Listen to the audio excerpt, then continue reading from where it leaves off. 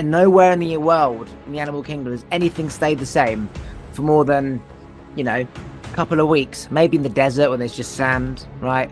Trees are growing, water's changing. If you're on a field, the grass is growing. If you look up at the sky, the clouds are moving. Nothing stays the same. Every time you fly in your plane, the clouds and the view is always different. Even if you climb the mountain, the position of the sun will have different shadow aspects to the mountain and what you can see. One of the ways that I think we get burned out on life is because we see the same thing over and over again. We live these kind of gray lives where we get up, we do our job, we go home, we get up the next day and we do it again, and over and over and over again. And there's no change in perspective, there's no change in scenery, there's no change in... I think we need to switch up our scenery as often as we can. What can you do on the weekend to change your perspective? What can you do on a vacation? Now, I had this idea. I haven't quite done it because I'm always ordering stuff anyway. But it was the purpose of finding cheap things on Amazon, like £1. And you buy an item every day, but you can schedule when it comes. So I can buy an item and have it come today, buy an item, have it come tomorrow, buy an item, have it come the next day. So now I've got a new item coming through the door every day. So I've got something to look forward to. We are all like a dam, and all we're doing is controlling the flow of energy through our bodies. So on one side of a dam, you have the river. That's the outflow. That's all the stuff we do in the world, that's our job. That's the people we interact with, our relationships, our commitments, the different committees and boards and volunteering and all that kind of stuff. And we're pretty good at that outflow part. But as a society, we suck at taking care of ourselves. That's the lakeside.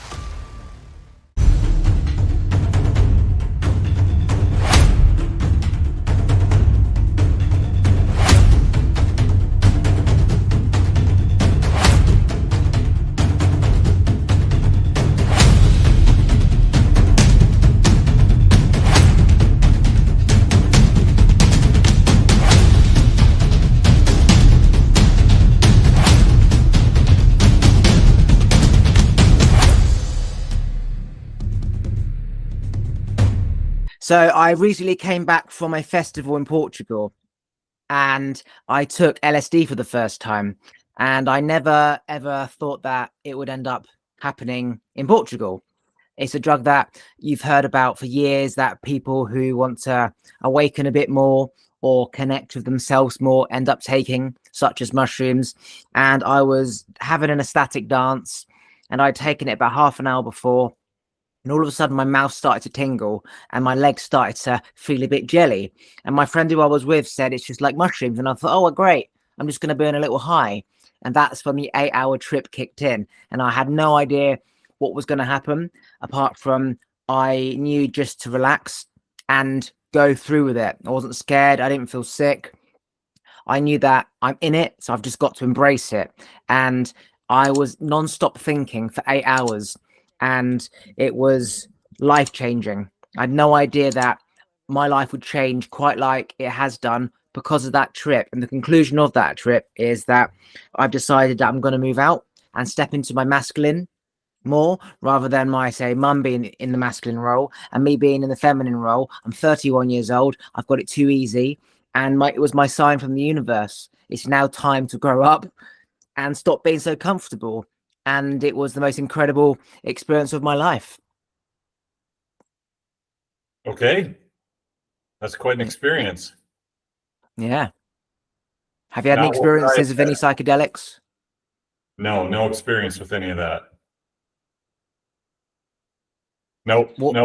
I have, no psychedelics, hallucinogens, any of that stuff for me.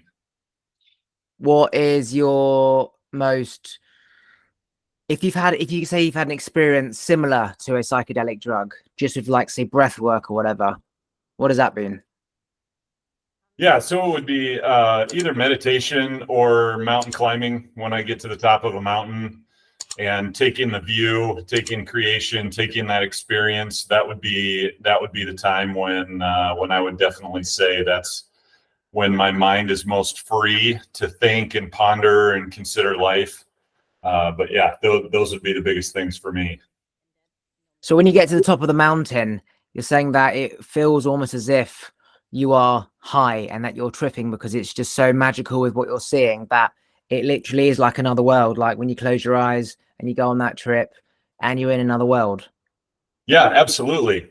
And especially when you consider the journey. So I climbed Mount Kilimanjaro, and it was quite a journey through the night. So we hiked about 6 hours in pitch black. All we could see were headlamps in front of us, and there was the whole buildup of what we were going to see at the top, and it was unbelievable. We could see 50 miles. We could see the next tallest mountain in Africa. We could see the peak of it clear as day, 50 miles away, and it was cold and it was windy, but there was just this moment of complete awareness and complete, just our eyes were open to the beauty of everything around us. And it was the most crazy, most peaceful place that I've been. So for me, that's the high that I seek, the mountaintop.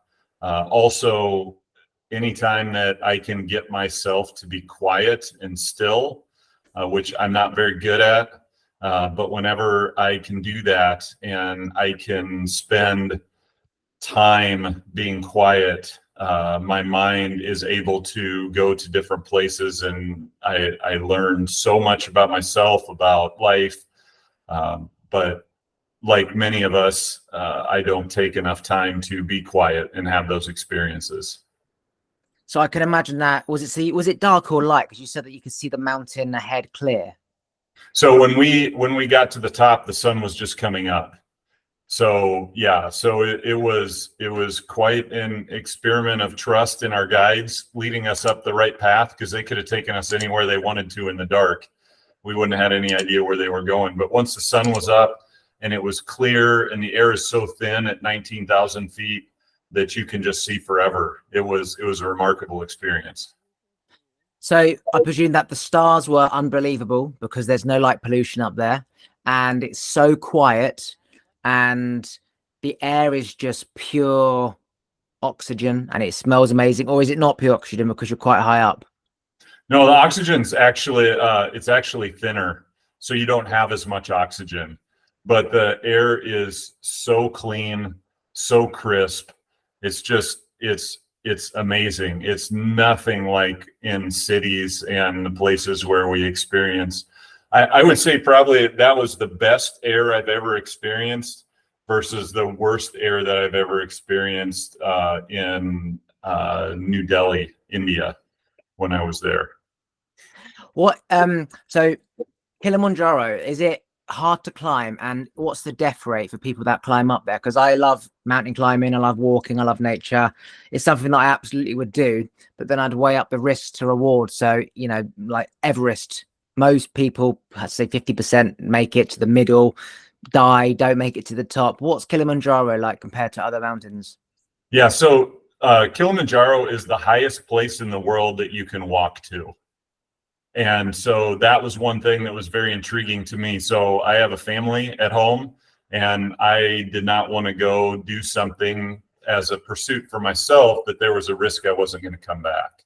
There's never 100% guarantee in life, but Kilimanjaro is definitely one of the safer mountains to climb. There's no ice faces. There's no technical rock climbing. It's just it's mostly a really long hike. So it was 5 days up, 2 days down. And so we slept on the mountain and experienced all of that. So it was really an immersive experience. We were there for a long time, and that was amazing. So my smartphone became a dumb phone really quick. The only thing it was good for was pictures, which was fantastic. But other than that, it's really safe. I watch all these videos and pictures of people who are climbing Everest. I think that is just not for me. And you can't even control all the variables because you don't know what's going to happen on the mountain. And you see these long lines of people waiting for the summit. Some people die just waiting in line. And I'm not interested in that. So how hot is it in Kilimanjaro? Is it warm during the night? Because it's Africa. It was cold. It was cold at night. So The night that we climbed to the summit, we started hiking at midnight. So we had from about 8 to midnight to try to get some rest in our tents before we had that whole hike. I had all my clothes on, and I was in a mummy sleeping bag that was rated to -4 degrees. And I had another sheet over me inside, and I had my stocking cap, gloves, and everything on. So it's the coldest night of sleep I've ever had. And it gets progressively cooler as we go up. But during the day, there were a lot of times I was hiking in shorts and a t-shirt. But as soon as the sun would go behind a cloud, I would need long sleeves, because it would change like that multiple times in a day. So it was mostly cool, but once the sun came out, it was pretty hot. So how long in the day would you be hiking? So you get up and then you walk the whole day, or how does it work?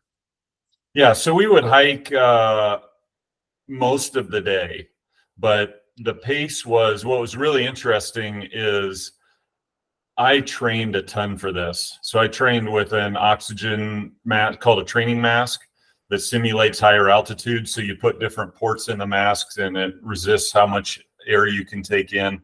So I trained a lot with that. So I was very prepared. I was ready to hike fast. But our guides who had been up the mountains, one of the guys had been up the mountain over 100 times. And so the first day when we got there, it took a long time to get on the mountain.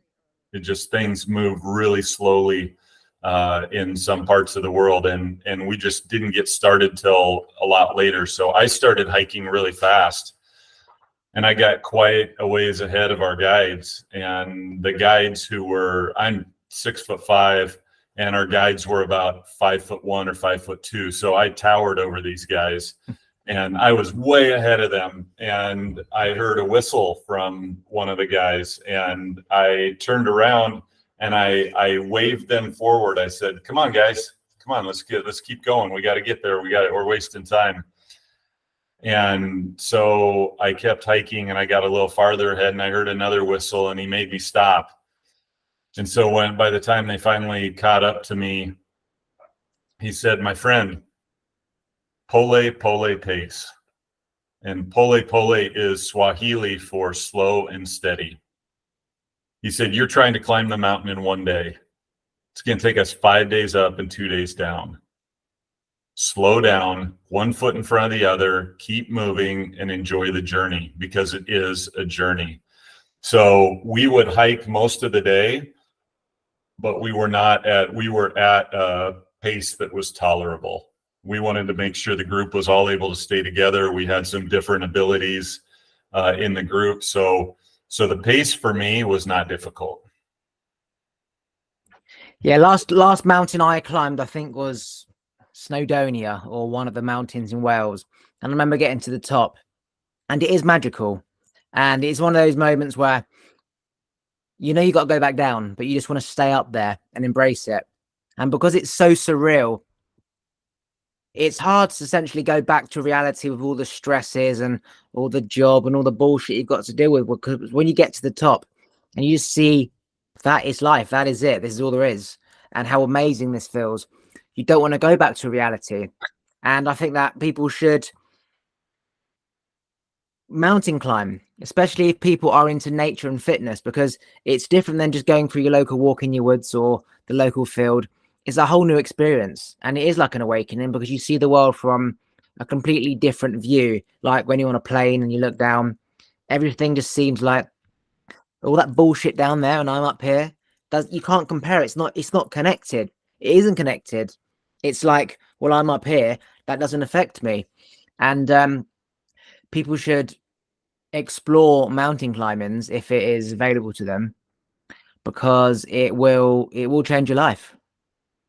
Yeah, you're 100% correct. And one of the ways that I think we get burned out on life is because we see the same thing over and over again. We live these kind of gray lives where we get up, we do our job, we go home, we get up the next day and we do it again, and over and over and over again. And there's no change in perspective. There's no change in scenery. There's no change in, I think we need to switch up our scenery as often as we can.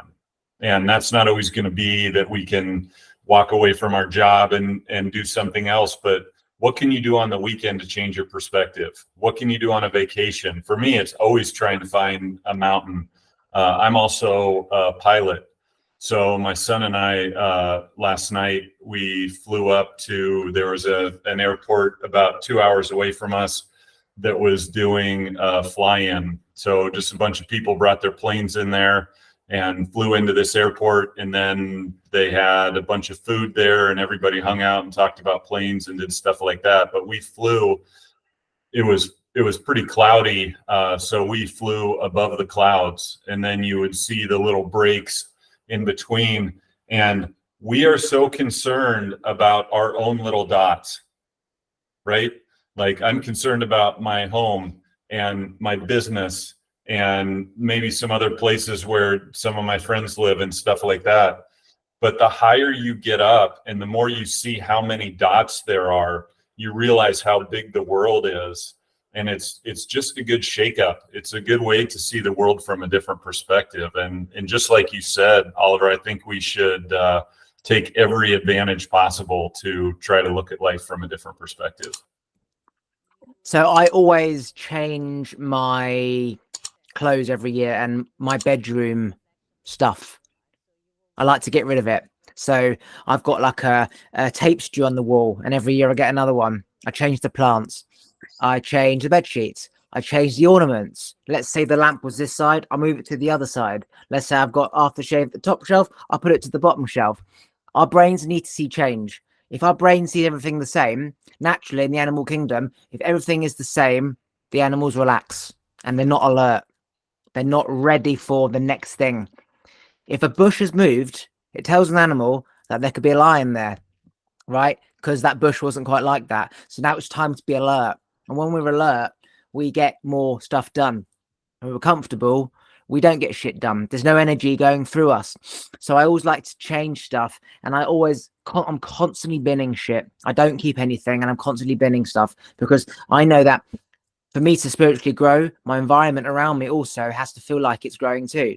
And the only way that can happen is if there is change. So in the garden every year, plant new flowers. We could easily just let the flowers and the bulbs grow from last year, but then it'll basically be the same as last year. That's boring, right? So changing the flowers up symbolizes change. It tells your brain that we are evolving and we are growing. And nowhere in the world, in the animal kingdom, does anything stay the same for more than, a couple of weeks. Maybe in the desert when there's just sand, right? Trees are growing, water's changing. If you're on a field, the grass is growing. If you look up at the sky, the clouds are moving. Nothing stays the same. Every time you fly in your plane, the clouds and the view is always different. Even if you climb the mountain, the position of the sun will have different shadow aspects to the mountain and what you can see. A little foggier. Everything changes, and change is required in order for your mind and your body to grow, because if things stay the same, your brain starts to die. Because if your environment is the same, then your cells are responding to your environment. Your cells are the same, and then they will become cancerous because they're not dividing and growing, and then that's when you die. For me, change is very important, especially my environment, because it tells my brain things are changing and we're moving. Yeah. Oh, really well said. And there's a quote that's often misattributed to Albert Einstein that says the definition of insanity is doing the same thing over and over again and expecting different results. So we don't understand why we're stuck. We don't understand why we're burned out, yet we do the same dang thing every single day, day after day, year after year. We drive the same route to work. We listen to the same stuff, the same whatever. I had a coaching client that I worked with that was really stuck. He says taking work home with him way too much. And I said, well, how long is your drive home from work? He said, well, it's about 5 minutes. I said, okay, can you make it 15 minutes? Well, yeah, I suppose I could do that. Do you think you would be able to decompress a little bit better if you took 15 minutes and just rolled the windows down, listened to music, did whatever, let your mind race, whatever? He called me a couple days later and he said, my wife asked me what's different about me. I said, yeah, you switched something up. You switched one little thing up. So I love how you said that, how you create a new space each year, create new habits, new routines. That's awesome. That makes it just makes life more exciting, doesn't it? Yeah, for example, I get a new iPhone every year. I get a new laptop every year. I'm sure my phone's completely fine for another few years, but it's not even about whether or not my phone's a little bit slower or the camera's any different, because it makes no difference. It's the fact that you have a different device. There will be some change in that device. You can look forward to buying and saving up to get that. So now each year I've got a purpose. I know it's coming around to get a new laptop, to get a new phone. The keyboard might be a little bit different. That's change, right? It's too comfortable just to keep everything the same. Keep the walls painted the same, the carpet the same, the sofa the same. Why the fuck would you spend thousands of pounds on furniture when it's a couch, right? You sit on it, it's probably got a throw over on it, so you can't even see the couch. Why would you change it? And it's not about that. It's a mindset of why you don't feel you need to change and what happens when you do change versus when you don't change. And like anything, what you bathe in, you become. I always say that if you're a farmer, you're going to come back smelling a shit. And if you've sat in a field full of roses, then you're going to smell like roses. And like people that don't wear deodorant and smell a BO, they can't smell it anymore because that's just their normal smell. So if your body can just adapt to the norm, then you're not going to know any different. And yeah, that's that. No, I'm 100% with you. We need to switch things up. We need to. Anything that we do that keeps us in that gray environment. I have a movie that I really like to watch called, our family loves it, called The Secret Life of Walter Mitty. And so the main character in that movie, Ben Stiller, his life is just gray. So it shows his checkbook at the beginning, and he's only probably written just a couple of checks. He's never traveled anywhere. He's never been outside of his town. He gets up, he walks out of his apartment. Everything's gray. He goes to his job at Life magazine, and he works in a dark room developing negatives all day. That's pretty much what he does. And nothing changes. And all of a sudden there's a chance for adventure. And he ends up going halfway around the world, does mountain climbing, does all of this different stuff. And his life starts to become colorful, and it has meaning, and he has happiness, and he has joy, and all those things he didn't have at the beginning. And we don't have to travel all the way around the world to do that. But looking at our routines, just like you said, what's something I can switch up? What's one thing I can change? What's one thing I can do? How can I have something on the calendar every single week that I look forward to? How can I have that joy of anticipation instead of, oh man, I got to get to Friday. Well, I get to Friday and then I zone out for the whole weekend, and here we are Monday again, and it's another week. And we get in these grinds, these routines, and that is not the way I want to live life. And I'm pretty sure that's not the way you want to live life. Absolutely not. So when I was 21 and I had my awakening, I also forced my parents through the same awakening, because I realized that I was in this pattern because they were in their pattern.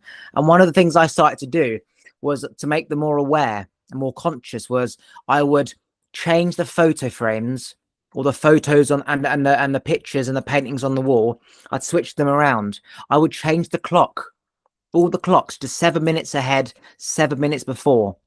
I would move cushion to the other side of the sofa. I would purposely monitor where they say put the remotes down, and I'd flick them around. If they put their phone there, I'd put it over there. I would turn all the switches off or on. And what I was doing was I was creating purpose change until they became aware of, I'm sure that switch was on. Wait a sec, that painting was over there. Wait, the clocks are like that. Why is the pillows there? Now their brain is so alert to change that now I've got them. And so then I would change the ornaments round, and I'd move the ornaments. And then my mum started to notice. And the more she'd notice, the more she's aware to change, the more she's accepting change unconsciously. She doesn't realize it. It's now a game. What's he changed? She's now embracing the change. Whereas before, it's don't change that. But now it becomes a game. Now it becomes a game of trying to control the narrative of don't change my shit. What's he changed now? And at that time, it was, can you stop doing this? Like, what's wrong with you? It's all a game. I'd purposely move things. I would, like, move the toothbrush over there. I'd change the toothbrush. So you'd have a pink one, and I'd change the purple.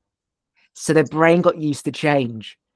And it just reminded me of that. And the reason why I did that, changing the narrative. So you now start seeking change. And then the more I change stuff and bin stuff, the more my parents would buy the stuff that I binned. So let's just say I bin saucepans. They got to now buy more saucepans. I bin all the cups. They buy new cups. I bin the cutlery. They buy new cutlery. I bin the kettle. They buy a new kettle.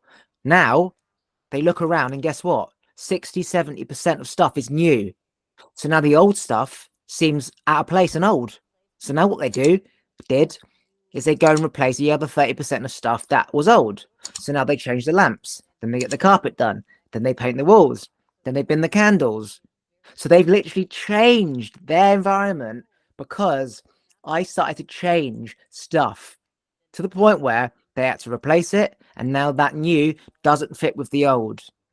And all of a sudden, they've changed their environment and they haven't even realized. And how are they doing with that? Incredible. They're so aware, so conscious. They embrace change. They want change.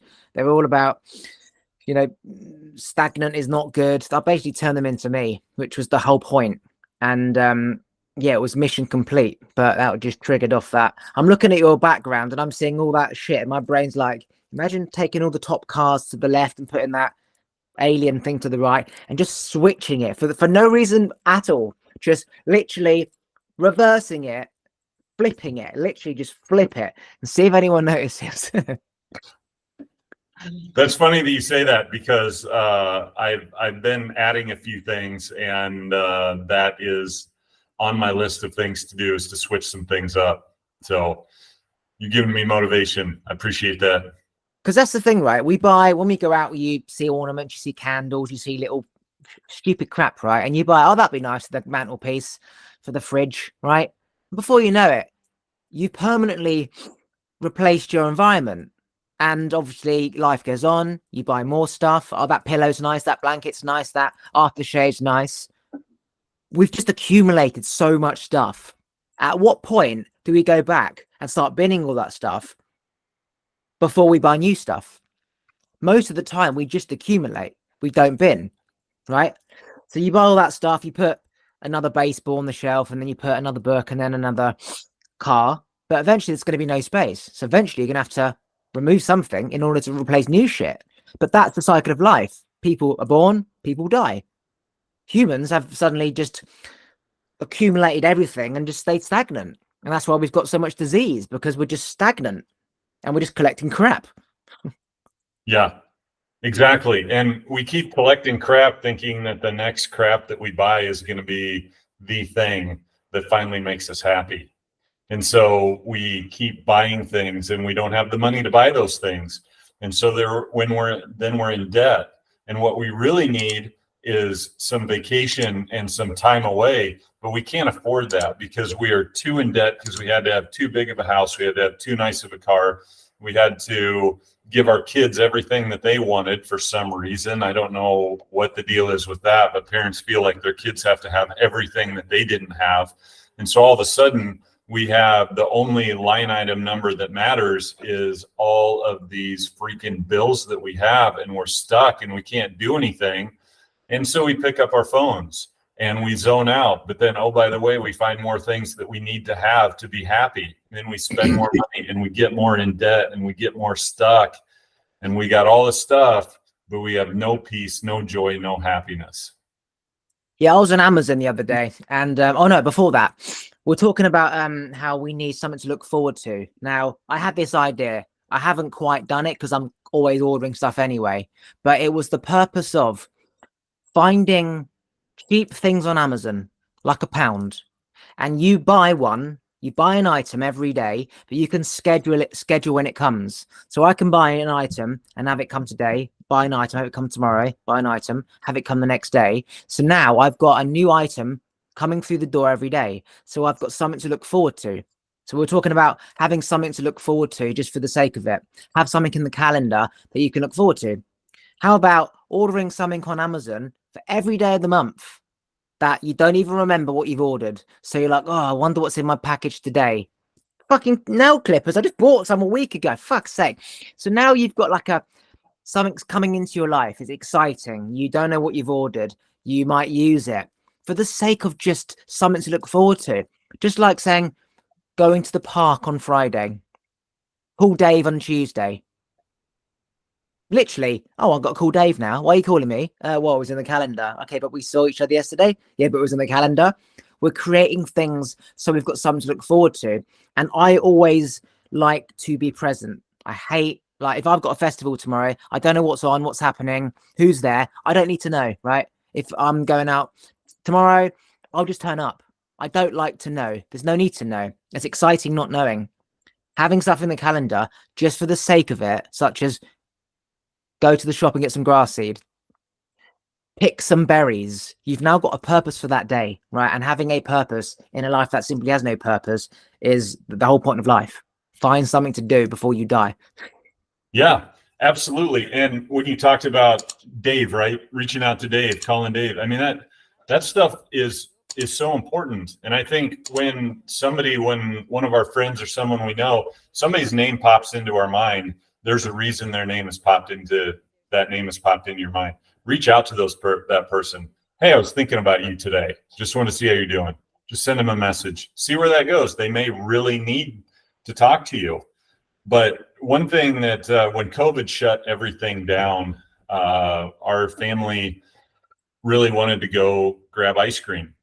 And I'm not much of a sweets guy. I don't eat a ton of sugar. It's just not something that really gets me very excited. Get me a salty snack and I'm super excited, but sweets and stuff doesn't really do much for me.